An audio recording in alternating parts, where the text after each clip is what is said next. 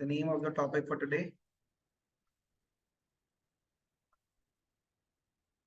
linear equation in two variables. ये chapter नाम था तुम लोग के पास में क्लास 9 में। जब 10 में आया तो 2 वर्ड ऐड हो गया, पेयर ऑफ लीनियर इक्वेशन। क्यों आया ये चीज? लास्ट ईयर तक जब आप लोग किया था क्लास 9 में, तो हम लोग के पास में कॉन्सेप्ट था कि एक इक्वेशन दिया हुआ है, उसको बस ग्राफ में प्लॉट कर, दैट्स इट, सॉल्यूशन निकालना था, प्लॉट कर। इस बार क्या रहेगा, हम लोग के पास में दो इक्वेशंस वगैरह दिया हुआ रहेगा। यूजिंग दोस टू इक्वेशंस हम लोग को क्या करना है, हम लोग को सॉल्व करना है क्वेश्चंस। तो वो जब क्वेश्चंस हम लोग के पास सॉल्व होगा, सारा कुछ हम लोग जब निकालेगा, प्रॉपर वे में सब कॉन्सेप्ट करेगा, हम लोग के पास में क्या आएगा, you will be getting proper solutions for the linear equation, like both the pairs of the linear equations. तो सबसे पहले हम लोग के पास एक कॉन्सेप्ट आता था, if there were two equations a1x plus b1y plus c1 equal to 0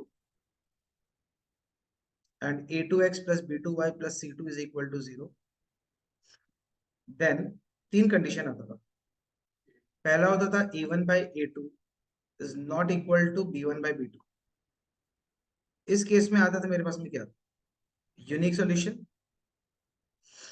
है ना, इंटरसेक्टिंग लाइन और कंसिस्टेंट पेयर ऑफ इक्वेशंस। ठीक है।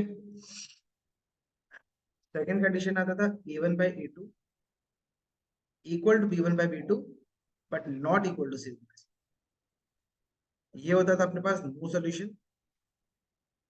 नो सॉल्यूशन किस केस में होता था, पैरेलल लाइन के केस में। अब जब सॉल्यूशन ही नहीं है तो क्या बोलेगा अपन इसको, इनकंसिस्टेंट।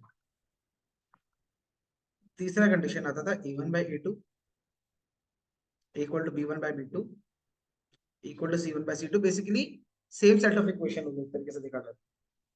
ठीक है, just by a multiple, by एक नंबर से मल्टीप्लाई करते हैं। इसमें से था कितना, इनफाइनाइटली मेनी सॉल्यूशंस। ठीक है, कोइंसिडेंट लाइंस, एक लाइन के ऊपर दूसरा लाइन होता था, और इसको भी हम लोग क्या बोलता था, कंसिस्टेंट। सॉल्यूशन आ रहा है मतलब कंसिस्टेंट। ठीक है, तो ये तीन हम लोग के पास में कंडीशन था, जिसको लेकर हम लोग कुछ क्वेश्चंस वगैरह कर रहा था। कॉमनली हम लोग के पास में ये वाला टाइप का जो क्वेश्चन आता है वो एमसीक्यूज में आता है, कि find the value of k such that the equation has no solution, unique solution, intersecting lines, parallel line, infinitely many solution, etc। तो इस टाइप का क्वेश्चन हम लोग को क्या करना है, थोड़ा बहुत करना है। तो आप लोग नोट करना चाहते हैं, अभी आता है सबको पता है, ऑनलाइन आप लोग नोट करना चाहते हैं या बढ़े आगे डायरेक्ट क्वेश्चंस पे? हाँ जी। यूनिक सॉल्यूशन है कि इनफाइनाइट सॉल्यूशन है? एक लीनियर इक्वेशन के बारे में जब बात करेगा, एक में आता है तो इनफाइनाइटली मेनी सॉल्यूशन है। अगर एक से ज्यादा, हम अगर एक ही लाइन को ग्राफ में प्लॉट करें,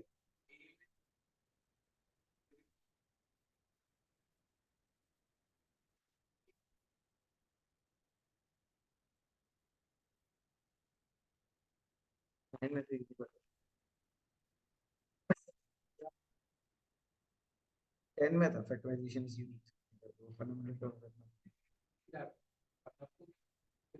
इनफाइनाइटली मेनी सॉल्यूशंस का आता था। एक लीनियर इक्वेशन को अगर आप ग्राफ में प्लॉट करते तो इनफाइनाइटली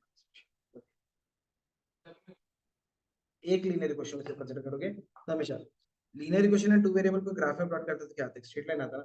एक स्ट्रेट लाइन पे कितना पॉइंट्स आता है, इनफाइनाइटली मेनी पॉइंट्स आता है। तो जब अगर इनफाइनाइटली मेनी पॉइंट्स आ रहे हैं, इसका मतलब क्या है, इनफाइनाइटली मेनी पॉइंट्स आ रहे हैं, इसका मतलब क्या हम लोग के पास, कि हम लोग के पास में इनफाइनाइटली मेनी सॉल्यूशंस आ रहे हैं। Solutions are the points which satisfies the equation. तो हम लोग के पास एक स्ट्रेट लाइन का इनफाइनाइटली मेनी सॉल्यूशंस होता है। एक से ज्यादा होगा, अगर दो होगा तो कॉमन सॉल्यूशन भी आ सकता है, नो सॉल्यूशन भी आ सकता है पैरेलल होने से, या इनफाइनाइटली मेनी सॉल्यूशन भी आ सकता है कोइंसिडेंट होने से। तो बस कंडीशन लेके चेक करना है। ठीक है, पहला question, find the value of k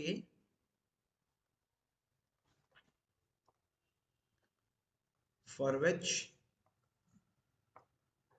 the equations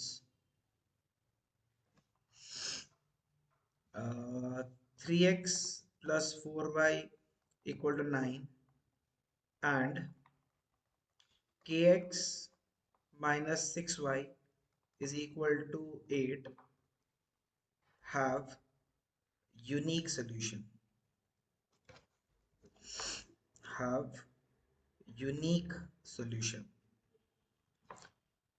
तो सबसे पहले मेरे को एक बात बताओ, डायरेक्टली डालेगा फॉर यूनिक सॉल्यूशन, कंडीशन क्या है? a1 by a2 is not equal to b1 by b2, यानी कि 3 by k is not equal to 4 by minus x, do the cross multiplication, minus 18 is not equal to 4k, यानी k is not equal to minus 18 by 4, यानी k is not equal to minus 9 by 2। मतलब k का value क्या नहीं हो सकता, तो हम लोग कैसे लिखते हैं फाइनल आंसर में? Therefore all values of k except minus 9 by 2, all values of k except minus 9 by 2, मतलब all real values of k। चलो ऐसा हम लोग तो रियल नंबर्स के बारे में बात करते हैं, all real values of k except minus 9 by 2, मतलब minus 9 by 2 होने से ये क्या हो जाएगा मेरे पास में? Unique solution. अब हम लोग के पास क्या हो जाएगा? यूनिक सोल्यूशन नहीं आएगा। अगर माइनस 9 बाई 2 आ जाता तो यूनिक सोल्यूशन नहीं आएगा। तो माइनस 9 बाई 2 अगर नहीं हुआ, उसके अलावा कुछ भी नंबर आया, तो मेरे पास में हमेशा क्या आएगा? ये एक यूनिक सोल्यूशन ही देगा अपने को। ठीक है, क्लियर है? ऑनलाइन ठीक है यहाँ तक?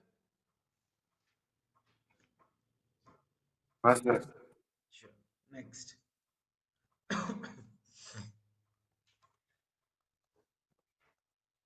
Find the value of p such that the set of equations 3x minus 4y minus 9 equal to 0 and px plus 4y minus 8 equal to 0 have no solution, have no solution। अब no solution का क्या condition है आपके पास? So for no solution, a1 by a2, b1 by b2, c1 by c2, यानी 3 by p equal to minus 4 by 4 not equal to minus 9 by minus 8। इसको दो तरीके से करेगा, सुनो ध्यान से। पहले लेगा हम लोग therefore 3 by p is equal to minus 4 by 4, इसको और इसको काटा, यानी p is equal to minus 3। ठीक है, और 3 by p is not equal to minus 9 by minus 8, यानी p is not equal to minus 3 into minus 8 by minus 9। दोनों कंडीशन आएगा ना?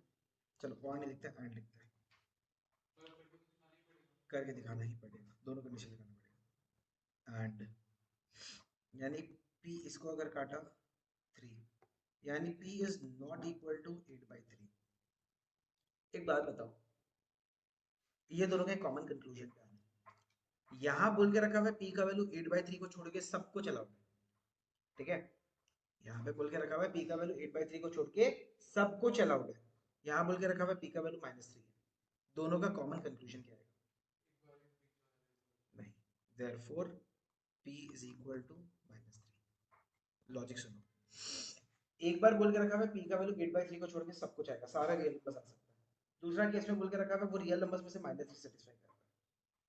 हम रिपीटिंग इट अगेन, p का वैल्यू 8 by 3 के बराबर नहीं है, मतलब all real values except 8 by 3। तो 8 by 3 को हम लोग बाहर निकाल दिया लिस्ट में से। ठीक है, अब 8 by 3 को बाहर निकाल दिया लिस्ट में से, हमारे पास में और कितना नंबर्स बचा? हमारे पास में इनफाइनाइटली मैनी नंबर्स बच गया। उस इनफाइनाइटली मैनी नंबर्स में से हम लोग के पास में सेकंड कंडीशन क्या है कि p का वैल्यू कितना आ रहा है? -3। मतलब what is the common answer?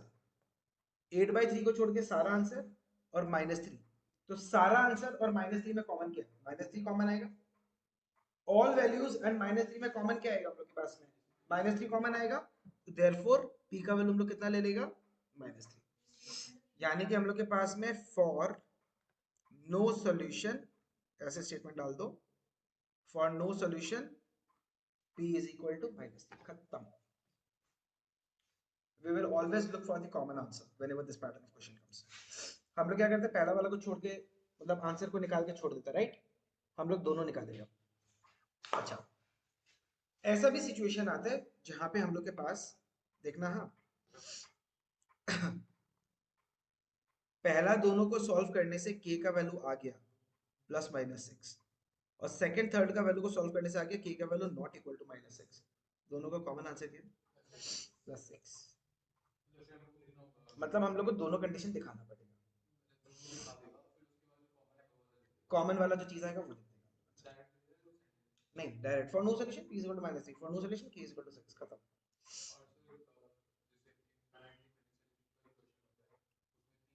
तो ए पहला दोनों को लेगा, सेकंड और थर्ड को लेगा, दोनों का कॉमन आंसर लेगा। 1 और 2 मतलब जहां पे तुम्हारा वेरिएबल है वो वाला पार्ट को लेना। फर्स्ट सेकंड भी ले सकता है, सेकंड थर्ड भी ले सकता है, फर्स्ट थर्ड भी ले सकता है, जो भी तुम्हारे पास में कॉमन आंसर है। कुछ भी होना चाहिए, वेरिएबल तुम्हारा इंक्लूड होना चाहिए। सेकंड थिंग, वेरिएबल में कुछ ना कुछ हम लोग के पास में अगर कॉमन आ रहा है तो हम लोग आंसर एक्सेप्ट कर लेंगे। हाँ, p is equal to 3 -3 आया, p not equal to -3 आया, तो हम लोग बोलेगा कि this situation is not possible. कभी भी पैरेलल होगा ही नहीं, नो सॉल्यूशन कभी भी आएगा ही नहीं। यहाँ पे p is equal to 3 आ गया, यहाँ पे p not equal to -3 आ गया, ये बोल रहे तो p equal to -3, p not equal to -3, मतलब क्वेश्चन के अंदर ही कॉन्ट्रडिक्शन हो गया। कॉन्ट्रडिक्शन का होने का मतलब क्या है कि हम लोग के पास में ये वाला सिचुएशन कभी ऑकर होगा ही नहीं। हाँ जी। ऐसा कोई नहीं है, कितना सॉल्यूशन आएगा वो नहीं निकाल पाएगा। नो सॉल्यूशन नहीं आएगा, हो सकता है यूनिक आ जाए, हो सकता है इनफाइनाइट आ जाए।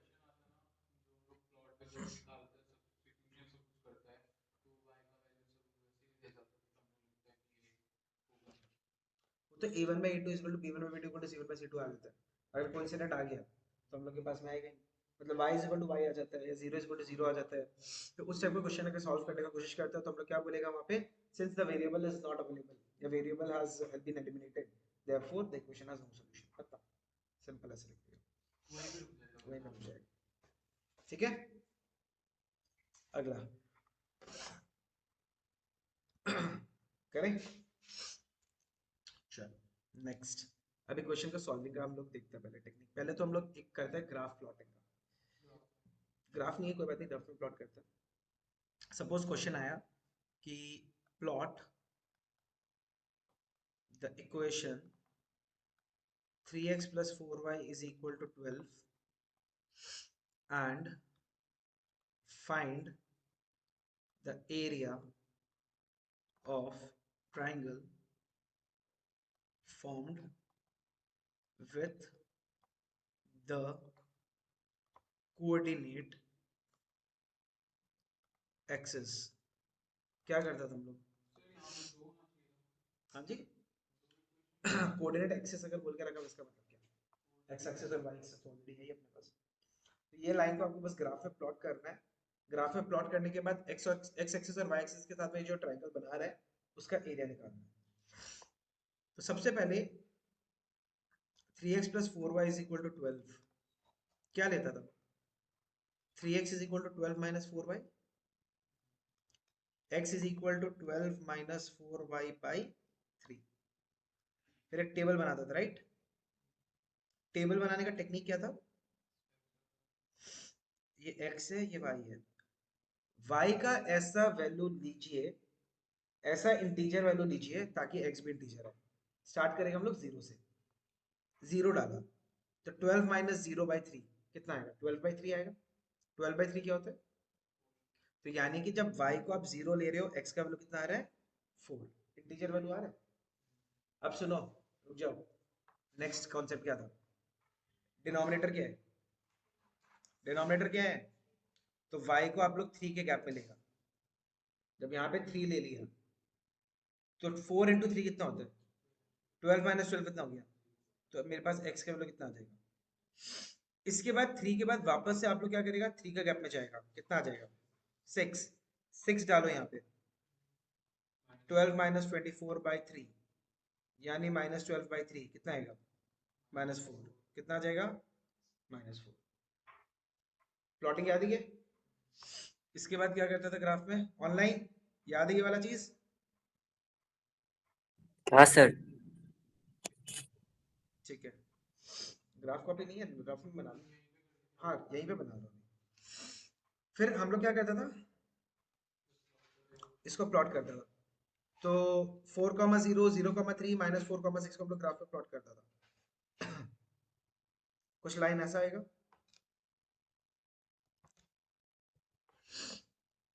ये पॉइंट आ जाएगा 0,3, ये आ जाएगा 4,0 और नीचे जाके कहीं पे आ जाएगा हम लोग के पास में, इधर कहीं पे आके जाके हम लोग के पास आ जाएगा -4,6। तो मेरे को एक बात बताओ, ये एक ट्राइंगल बनाना, हम लोग को बोला है ये वाला लाइन और दोनों एक्सेस, एक्स एक्सेस और वाई एक्सेस, तो ये वाला लाइन और एक्स एक्सिस वाई एक्सिस मिलके एक ट्रायंगल बना रहा है, ये ट्रायंगल का एरिया निकालना है। ये एरिया ऑफ ट्रायंगल कैसे निकालें? एरिया ऑफ ट्रायंगल का फॉर्मूला क्या होता है, half into base into height.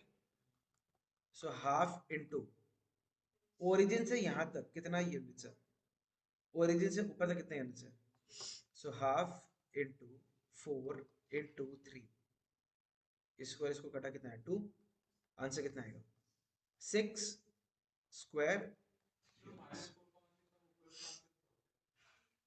-4,6 कौन सा क्वाड्रेंट में आएगा? -4 हो गया x, यानी x नेगेटिव y पॉजिटिव, कौन सा क्वाड्रेंट? x सीधे -4,6 में डाल दिया, समझे? -4,6 यहीं पे तो आएगा दादा, सेकंड क्वाड्रेंट में तो आएगा, समझिए?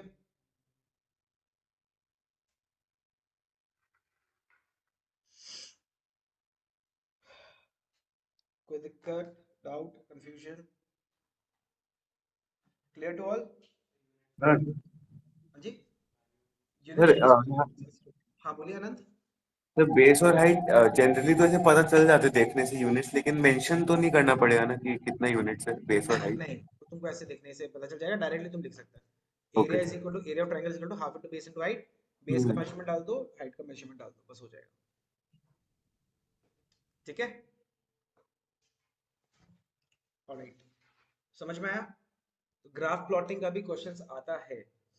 अगर दो इक्वेशन दे दिया, अगर दो इक्वेशन आ गया आपके पास में कि दोनों इक्वेशंस को ग्राफ में प्लॉट करो और find the solution of this, तो आपको क्या करना पड़ेगा, दोनों इक्वेशन को सेम ग्राफ में प्लॉट करेगा, जिस पॉइंट पे दोनों ग्राफ दोनों लाइन इंटरसेक्ट करेगा, ग्राफ पेपर में आपको उसका कोऑर्डिनेट्स तो पता चल जाएगा, तो वो जो भी कोऑर्डिनेट्स रहेगा उसका abscissa will be value of x, उसका ordinate will be the value of y। जिस पॉइंट ऑफ इंटरसेक्शन होगा, ठीक है, समझ गया? बढ़े आगे। सर इसमें एक्स और वाई का दो कोऑर्डिनेट निकालने से भी होगा क्या?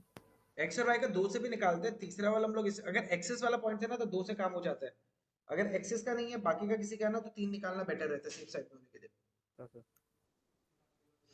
सब में तीन निकालना इज बेटर, सेफ रहता है, मतलब दो से तो बहुत है लेकिन तीसरा निकालने से एक सेफ साइड में आ जाता है हम लोग, और कुछ बड़े, ठीक है। ग्राफ स्केल लिखना पड़ेगा, 10 small boxes equal to 1 unit, 2 units, 10 units, 20 units, जो भी आपका डिपेंडिंग अपॉन द स्केल आपके पास रहेगा। स्केल लिखना मैंडेटरी है, वो नहीं लिखेगा मार्क्स कट देगा, 80 तो नहीं मिलेगा, फिर if you are aiming for the perfect score नहीं मिलेगा, मार्क्स कटता है। नहीं, ग्राफ में यही रहता है, x axis y axis mention कर देना, ओरिजिन मेंशन कर देना, जो जो पॉइंट्स है उसका कोऑर्डिनेट करके यहाँ पे बस ये मेंशन कर देना कि ये किसका ग्राफ है, ये है 3x + 4y = 12 का ग्राफ, बस इतना अगर काम कर देता है तो तुम लोग का काम आसान हो जाएगा, सॉर्टेड। बढ़े आगे।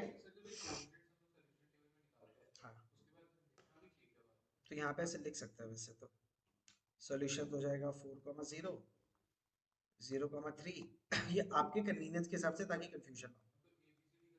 हाँ परफेक्ट है, ये ए ले लो, ये बी ले लो, ये सी ले लो, तो ये बी आ गया, ये ए आ गया और ये सी आ गया, ऐसे भी कर सकते। वो पूरा पूरी आपका चॉइस है, बस जो भी है कि टीचर को देख के समझ में आ जाना चाहिए कि बच्चा सही प्लॉट किया है बस। ठीक, नेक्स्ट सब्स्टिट्यूशन से क्वेश्चंस करते हैं।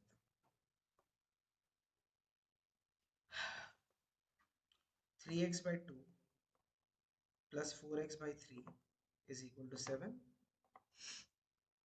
7x minus y by 2 is equal to 11.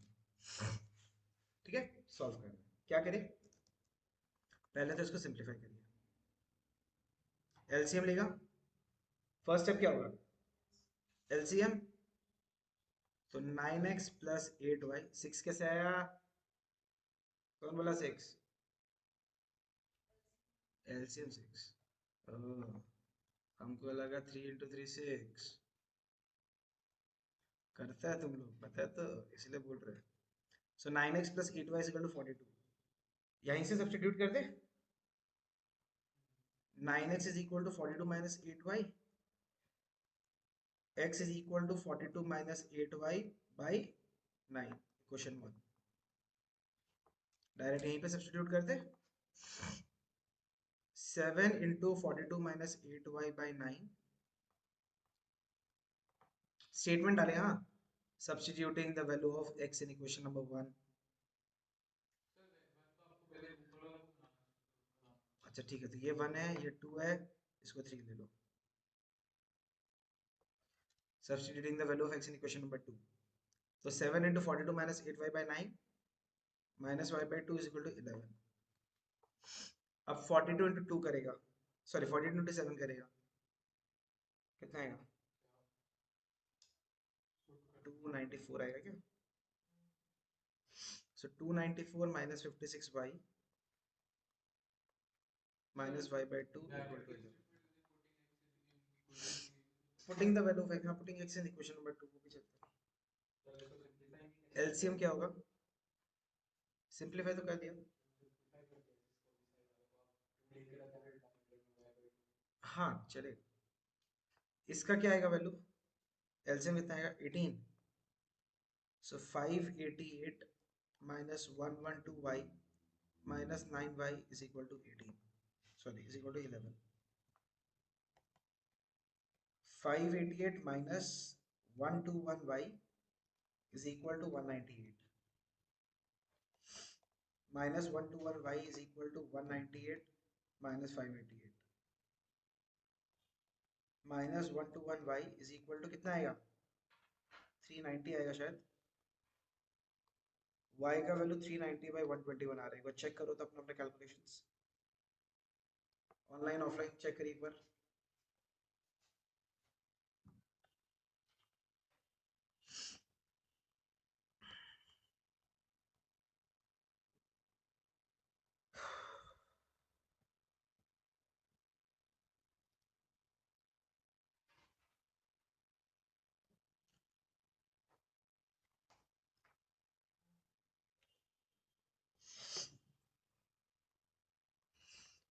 Five zero eight two minus 390 by 121 into 9,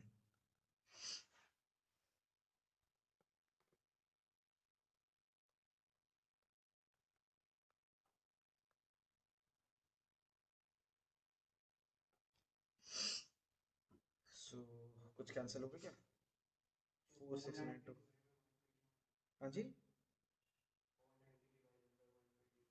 490, sir 370 by 103 नहीं है y का वैल्यू, क्या चीज, सर y का वैल्यू 370 by 103 आ रहा है मेरा। 370, yes sir, by 103। Sir 588 minus 198 अगर आप करेगा तो 390 आएगा ना, सर 588 मेरा। हाँ सर ये आ रहा है, क्या सर ये आया 390 by 121। यही आएगा बेटा, अनंत कैलकुलेटर देखो, कैलकुलेशन ध्यान से देखो, सर वापस चेक कर। देखिए एक बार,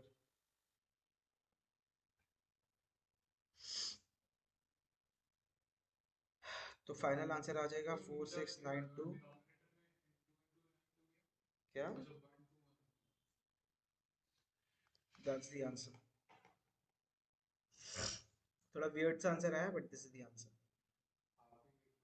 अपने मर्जी से क्वेश्चन दिया कुछ भी नहीं हाँ दिखने में वियर्ड लग रहा है लेकिन तो एग्जाम में तुम लोग ऐसा आंसर नहीं आएगा ना एग्जाम में तुम लोग का ढंग का आंसर आएगा क्यों स्ट्रेस करेगा ये तो रैंडमली ऐसे कुछ भी दे दिया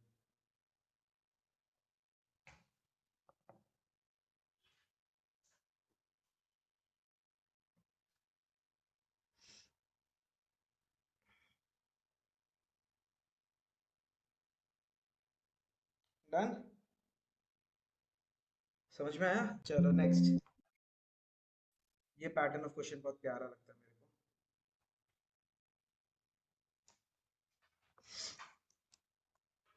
99x plus 101y equal to 1499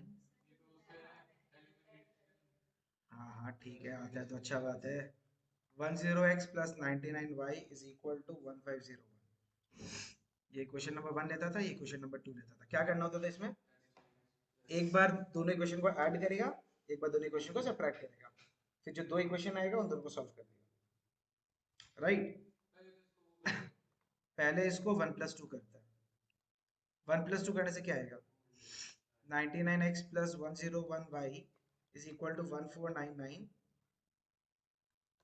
101x plus 99y equal to 1501 दोनों इक्वेशन को ऐड करा तो 200x plus 200y is equal to 3000 आ जाएगा ठीक है 200 से डिवाइड करेगा तो क्या आएगा x plus y is equal to 15 एक इक्वेशन तो ये तैयार इक्वेशन नंबर 3 सही है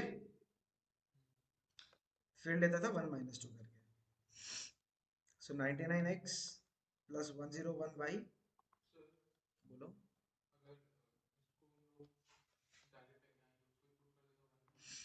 कर दो लंबा होगा कैलकुलेशन आ जाएगा डेफिनेटली आएगा बस लंबा होगा तो तुम फंसेगा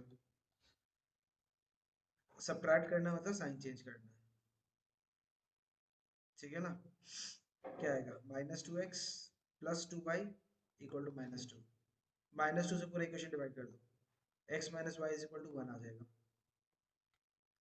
तो x plus y is equal to 3 है सॉरी 15 है और x - y is equal to 1 है दोनों इक्वेशन को ऐड किया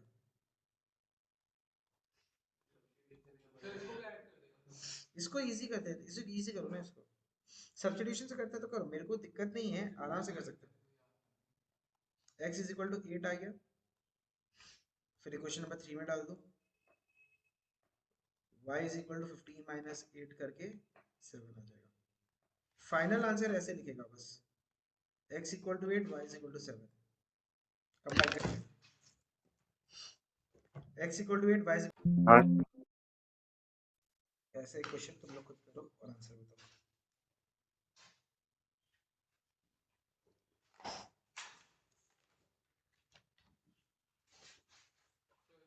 बोलिए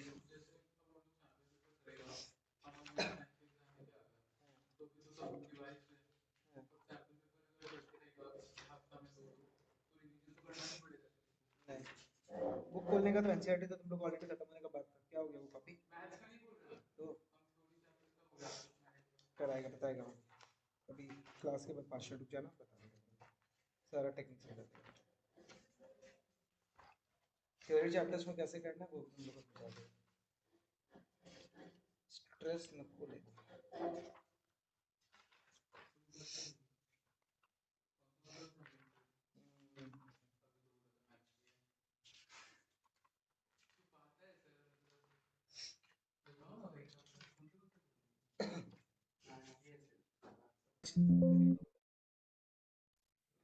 नेक्स्ट सॉल्व करना है x plus 2y is equal to 3 4x plus 3y is equal to 2 normal जैसे हाँ x is equal to 3 minus 2y Therefore 4 into 3 minus 2y plus 3y is equal to 2. 12 minus 8y plus 3y is equal to 2. So minus 5y is equal to minus 10, यानी y का value तो 2 आएगा. y अगर 2 आएगा तो equation number 1 में डालेगा x is equal to 3 minus 2 into 2, 3 minus 4 कितना आ जाएगा. तो फाइनल आंसर को ऐसे कंबाइन करके लिखेगा x equal to minus 1, y is equal to 2, that is it. खत्म.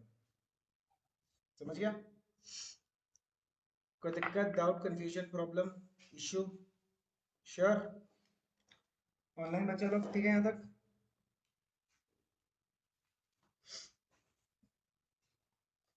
बढ़िया. इसके बाद जो क्वेश्चंस आता है ना, अपन क्या करना है, अपन को स्टेटमेंट्स लेना है, क्वेश्चन सॉल्व करना है. वैरायटी ऑफ क्वेश्चंस लेगा एक एक करके सब चीज का. सिंपल एंड बेसिक से शुरू करते हैं, धीरे धीरे आगे बढ़ेगा level. Starting with a very basic one. A fraction becomes 9 by 11. A fraction becomes 9 by 11 if 2 is added. NCERT question. बहुत common question, very common question. Fraction से रिलेटेड क्वेश्चन बहुत कॉमन है. A fraction becomes 9 by 11 if 2 is added to both the numerator and denominator. To both numerator and denominator. Full stop. If 3 is added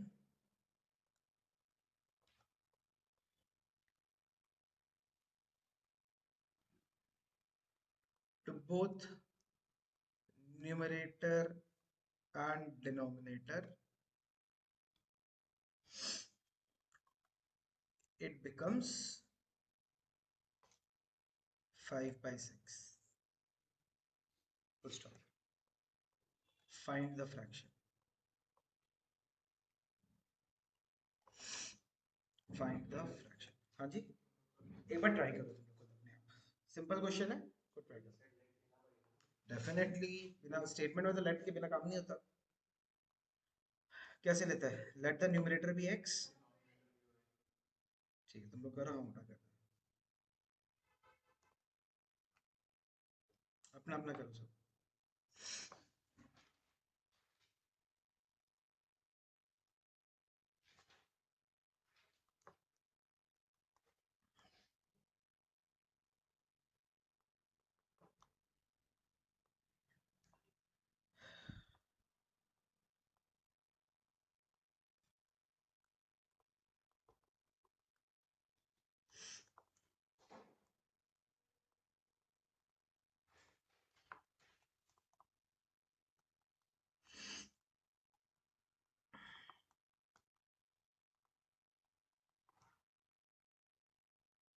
sir 7/9 आ रहा.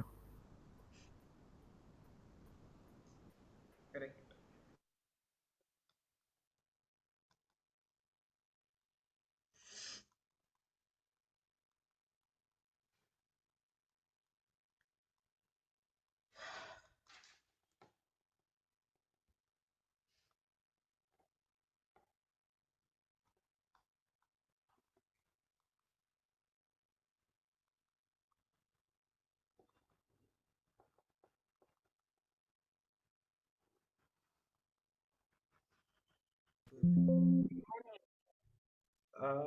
What is the difference between a rational number and a fraction? Sir, fraction is a part of a whole. A fraction is a part of the whole. And what is a rational number? The p by q का Any form number, को इसको express कर सकते हैं. So basically, a fraction is something. All right, a fraction is something which can never be negative. जो fraction होता है वो कभी भी हम लोग नेगेटिव नहीं लेता, because it's a part of the whole. अगर हम लोग 3/2 लेता है, that is what also means कि 1.5 टाइम्स ऑफ समथिंग, यानी किसी का 1.5 गुना है वो, 150% ऑफ समथिंग है हम लोग के पास. But when I am talking about rational number, it can be positive, it can be negative.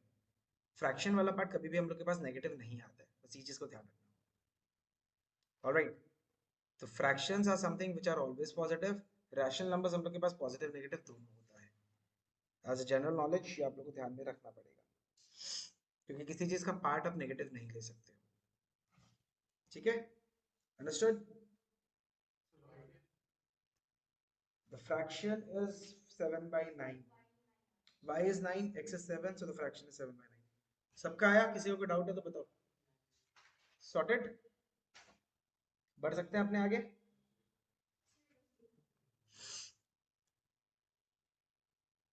नैतिक भैया ठीक है, तो तुम लोग इंस्टीट्यूट में क्या? नैतिक अनंत हाँ सर। इंस्टीट्यूट में क्या तुम लोग? हाँ हाँ सर। सर। Very good. बाकी लोगों का क्लास चल रहा है, विशेष आया नहीं? नहीं सर, सर पता नहीं फोन ही नहीं उठाया। सो रहे सर शायद। तुम लोग है ना, दोस्त नहीं है, ऐसे भड़काते हैं ना बाकी लोग के लिए, शांति से पढ़ने को। सर ये तो कंफ्यूज और कर दिया हमको कि क्लास है कि नहीं। क्यों? प्रत्युष भी गायब ही है, प्रत्युष कहाँ होगा? सर वो साइड कर रहे हैं। चलो स्टार्ट करें नेक्स्ट। सर बाजू वाले रूम में है प्रत्युष भी, वो साइंस में। बात करेंगे। Next question. The age of a father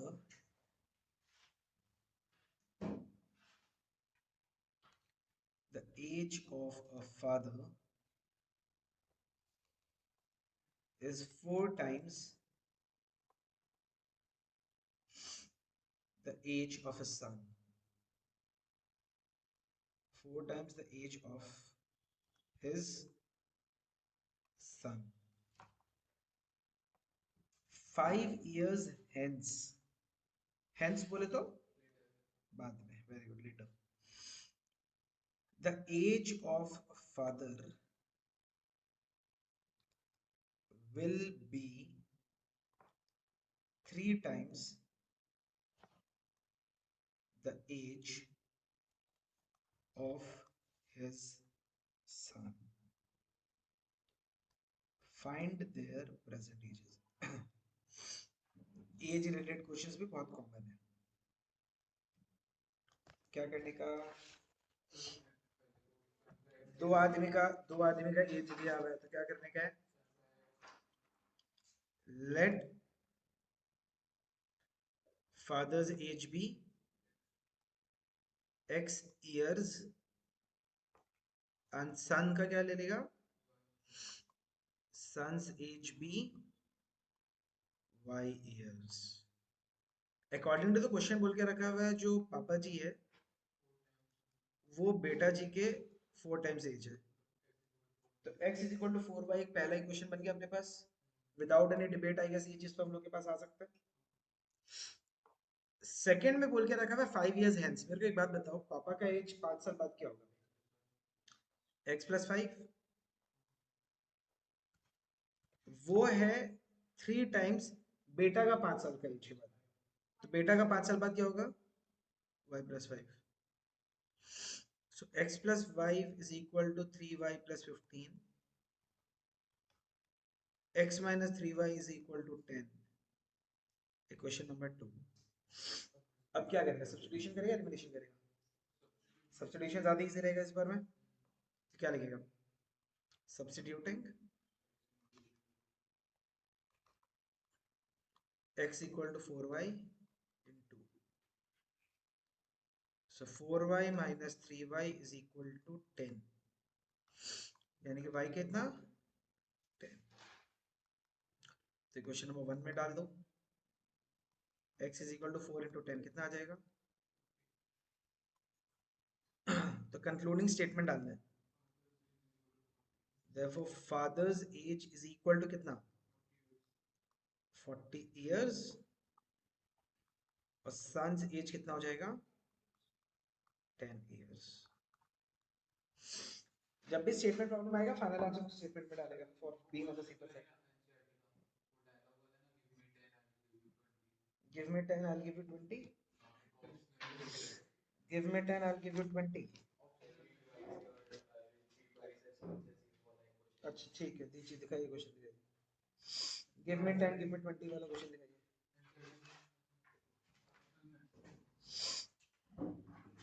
अच्छा उससे पहले एक क्वेश्चन हम अपनी तरफ से करा दे।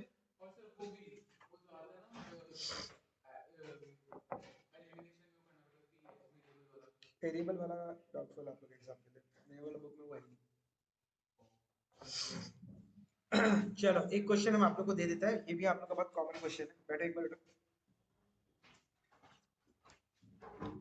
नंबर्स का क्वेश्चन है, बहुत कॉमन, वेरी कॉमन।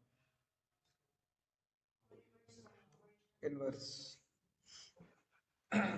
लिखो, the sum of the sum of the digits of a two digit number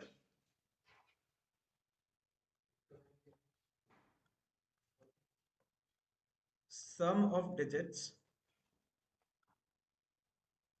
of a two digit number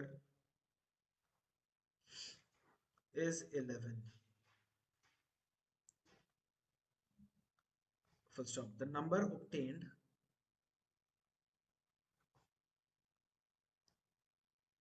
by reversing the digits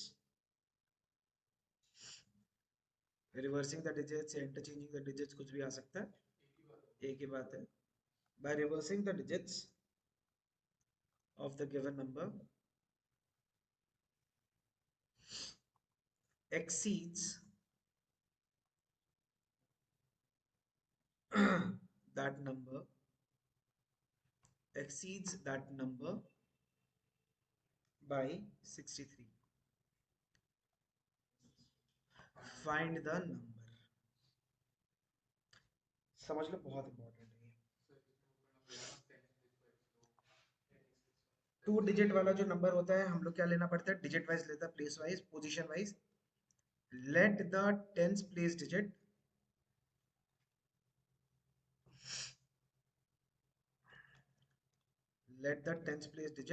be x and units place be y. So original number क्या आएगा?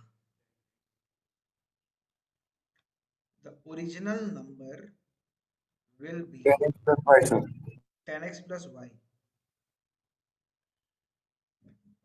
और reversed number क्या आ जाएगा, digits को interchange कर देगा, reversed हो जाएगा हम लोग के पास में 10y plus x। बोलिए, टू डिजिट हो जाएगा। 3 आपके पास में तो आते ही नहीं है सिलेबस में। स्टेप को क्वेश्चन हम इसलिए हर पैटर्न को कवर कर रहे हैं। नाउ सुनिए, नाउ बोले तो क्वेश्चन में बोल के रखा हुआ है the sum of the digits is 11, यानी कि x is equal to 11 minus y. हाँ, the sum of the digits of a two digit number, यानी x और y को ऐड करके कितना आ रहा है, 11 आ रहा है, यानी x is equal to 11 minus y. और सेकंड इक्वेशन में क्या आएगा, देखो क्या दिया हुआ है, the reversed number exceeds the original number by 63. 10y plus x minus bracket में 10x plus y is equal to 63, वो भी सही है, एक ही बात। यानी कि नया नंबर पुराना नंबर से 63 ज्यादा है, तो नया नंबर इज इक्वल टू पुराना number plus 63। So 10y plus x is equal to 10x plus y plus 63, यानी कि 9y minus 9x is equal to 63, यानी y minus x is equal to 7। अब सब्स्टिट्यूट कर दे, तो सब्स्टिट्यूट वगैरह करके मेरे को x और y का वैल्यू बताओ।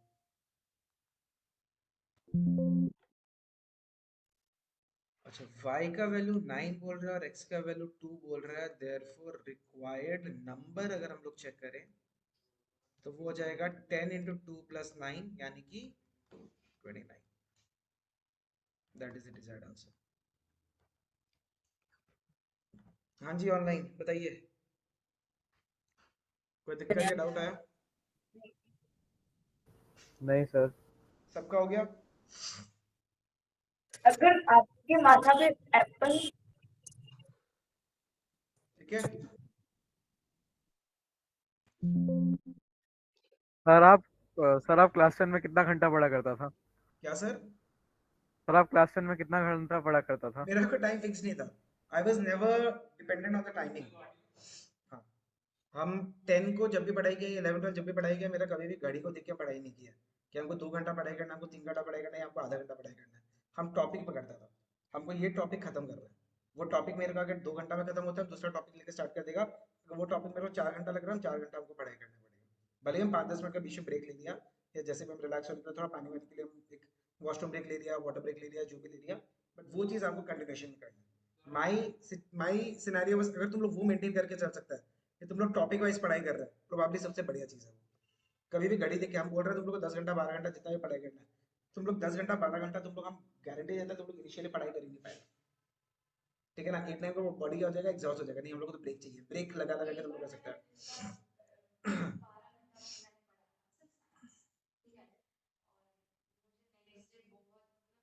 नहीं, देखो बात क्या है ना, पढ़ने का भी स्ट्रैटेजी होता है। इट्स नॉट अबाउट कि आप लोग खाली सिर्फ थ्योरी थ्योरी रटे जा रहे हैं। थ्योरी कर रहे हैं, पढ़ रहे हैं, तो उसको पॉइंट्स के हिसाब से नोट भी तो करिए। You don't have to study in a way कि जहाँ पे आप लोग को रट्टाफिकेशन लगने लग जाए एक पॉइंट के बाद में। If you are studying something, it should not be like कि आप जस्ट इनटेक कर रहे हैं, उसको आउटपुट भी तो निकालो। उसको आप लोग कॉपी में नोट कर लो, पॉइंट के हिसाब से नोट बना उसमें कर लो। जो आप लोग पढ़ा हुआ है दिमाग में स्टोर तो हो गया, उसको एग्जीक्यूट कर रहा है। जो आप लोग पढ़ लिया, एक टॉपिक सोशल का पकड़ लिया, सोशल का पकड़ने के बाद में क्या करना है, अब आप उसको नॉर्मली जो जो आप लोग पढ़ा हुआ है उसको पॉइंट वाइज नोट करके रख लो।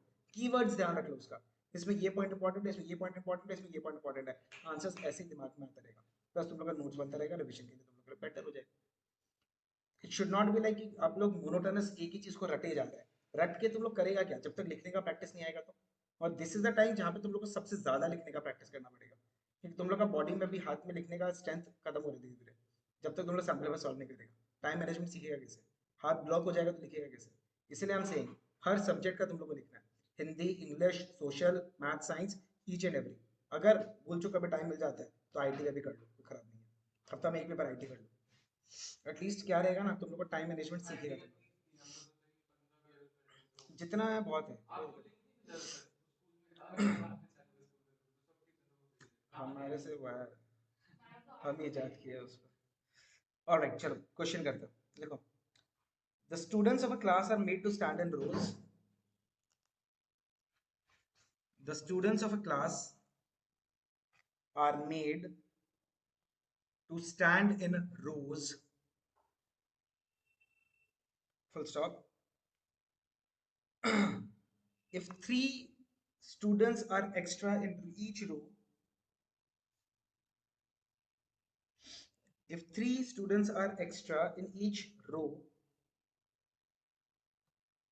comma, there would be 1 row less. There will be 1 row less, full stop. If there are 3 students less per row,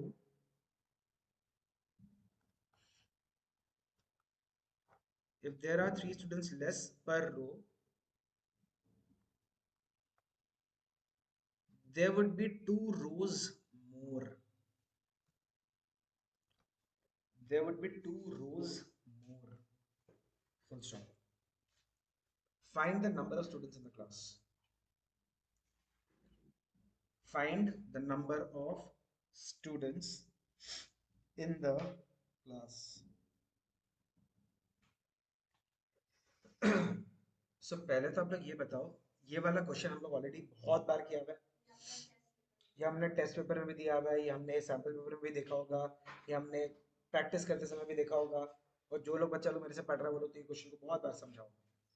तो ये वाला क्वेश्चन अगर आप बोल लो, और साथ साथ में आप लोग के पास एक और पैटर्न ऑफ क्वेश्चन आता है एरिया ऑफ रेक्टेंगल करके, कि लेंथ को इंक्रीज कर दिया, ब्रेथ को डिक्रीज कर दिया, एरिया हम लोग के पास में चेंज हो रहा है कुछ। अगर if the length is increasing by something like 5 units, breadth is decreasing by 10 units, area suppose मेरे पास में 20 यूनिट्स के हिसाब से कम हो रहा है, ठीक है। और लेंथ हम लोग के पास डिक्रीज हो रहा है, ब्रेथ इंक्रीज हो रहा है, तो एरिया इंक्रीज हो रहा है by 20 units, something like that. ये भी बहुत कॉमन क्वेश्चन है। तो एरिया ऑफ रेक्टेंगल ये अपना एनसीईआरटी का क्वेश्चन है, एरिया ऑफ रेक्टेंगल वाला एनसीईआरटी का क्वेश्चन है, ये भी एनसीईआरटी का अपने पास ऑप्शनल वाला क्वेश्चन है। तो ये पैटर्न ऑफ क्वेश्चन भी आप लोग के पास बहुत इंपॉर्टेंट है, वेदर इट इज स्टैंडर्ड और basic, I don't care about it, ये वाला पैटर्न आएगा आपके पास। एनसीईआरटी तो कुछ भी आ सकता है, तो एनसीईआरटी में ऑप्शनल भी होता है, ये चीज आप लोग ध्यान रखना, भूलना मत बेसिक वाला। तो वो तो अब स्पून फेड तो नहीं मिल सकता ना, ठीक है। चलो क्या करना पड़ता है इस टाइप ऑफ क्वेश्चन में, so let the number of rows be x and number of students in each row be y। तो हर रो में अगर y बच्चा लोग है और नंबर ऑफ रोज अगर x है, तो टोटल नंबर ऑफ स्टूडेंट्स क्या आएगा? हाँ जी online, total number of students क्या आएगा? Sir XY। X y. हाँ नाउ सर। अब टोटल नंबर ऑफ स्टूडेंट्स अपने पास फिक्स्ड है, सिचुएशन बोल के रखा हुआ है कि अगर 3 रो ज्यादा होगा, सॉरी 3 स्टूडेंट पर रो ज्यादा होगा, यानी कि y के साथ तुम 3 ऐड कर दो, है ना, तो हर रो में कितना बच्चा, टोटल नंबर ऑफ रोज क्या हो जाएगा? एक कम हो जाएगा। क्या total number of students change होगा? क्या total number of students change होगा? नहीं होगा। हम बोल रहे हैं अगर मेरे पास में 100 स्टूडेंट्स हैं, हम 20 रोज में बच्चा लोग को बैठा रहे हैं, हर रो में कितना बच्चा बैठेगा? 5-5। हर रो में कितना बच्चा बैठेगा? 5-5। अगर हम हर रो में से एक एक बच्चा को कम कर दिया, यानी हर रो में कितना बच्चा बैठ रहा है? 4। टोटल नंबर ऑफ रोज कितना हो जाएगा? 25 हो जाएगा। समझ में आया? तो मेरे पास में क्या हो रहा है, अगर नंबर ऑफ स्टूडेंट्स चेंज हो रहा है पर रो, तो नंबर ऑफ रोज चेंज होगा। क्लासरूम में इतना स्टूडेंट्स फिक्स्ड है बस, अब रोज और कॉलम्स तुम चेंज करना। तुम 10 को 5 इंटू 10 लो, या फिर मतलब सॉरी 50 को तुम 10 इंटू 5 लो या 5 इंटू 10 लो, वो आपका चॉइस है। 5 रोज 10 पर रो, या 10 रोज 5 स्टूडेंट्स पर रो। इसको अब सॉल्व करेगा, x y plus 3x minus y minus 3 is equal to x y कटा, 3x minus y is equal to 3, equation number 1। हाँ जी बच्चा लोग, सेकंड वाला इक्वेशन आप लोग बताओ मेरे को स्टार्टिंग से, मतलब मेरे पास में हर रो में 3 बच्चा कम हुआ, यानी y माइनस 3 हो जाएगा, और हर मतलब टोटल नंबर ऑफ रोज कितना हो जाएगा? x प्लस 3 हो जाएगा। टोटल नंबर ऑफ स्टूडेंट्स कितना होगा? X Y. x प्लस 3 कैसे होगा बेटा? x प्लस 2 होगा, 2 रो बढ़ रहे हैं ना, so x y minus 3x plus 2y minus 6 is equal to x y कटा, 3x minus 2y is equal to minus 6, equation number 2। समझ में आया? So there are 2 equations and there are 2 variables. Solve करके x और y का value बताइए क्या आएगा। Solve the 2 equations, find the value of x and y please.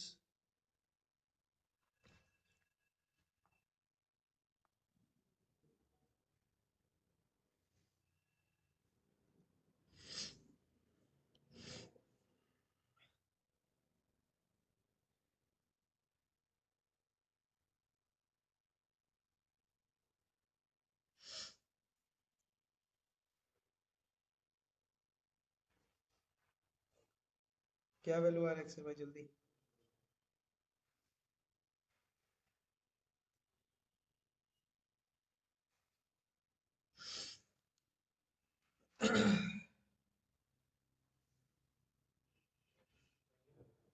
Hmm,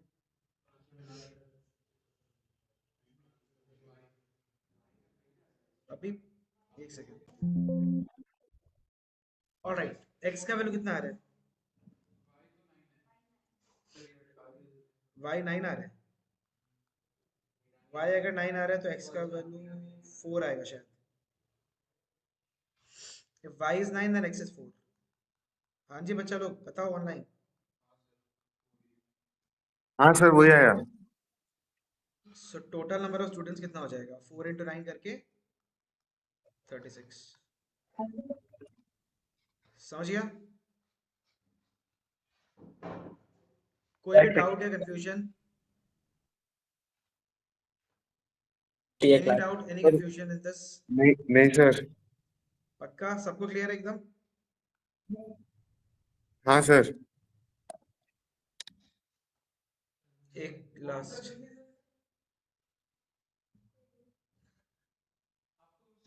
sir Y12 आया था ना? हाँ जी y का वैल्यू बेटा 9 आ रहा है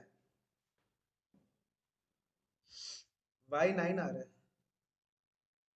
ऐसा ये लोग बोला सब ऑनलाइन तुम लोग भी बोलो सबका 9 आ रहा है ना y सबका 9 आ रहा है बेटा